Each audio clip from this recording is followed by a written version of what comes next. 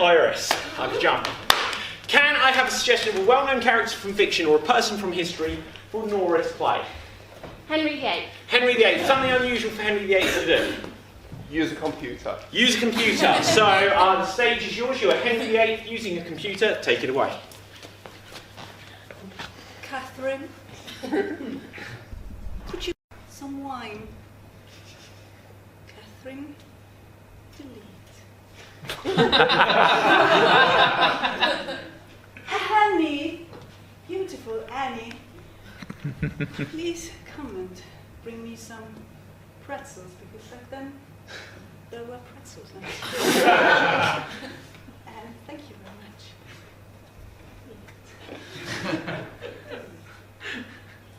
Jane!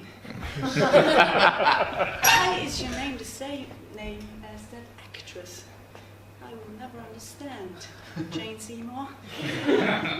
Delete. And then I don't have that much time. And that is time!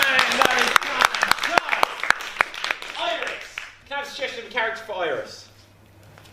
Florence Nightingale. Florence Nightingale. Okay, that's something unusual for Florence Nightingale to be doing. Kill people. Oh, killing people. You're Florence Nightingale, you're killing people, and here you go. But you have no proof. I don't kill people. I help people.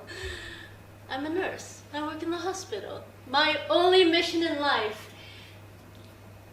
is to help people recover, get cured, and live a healthy life.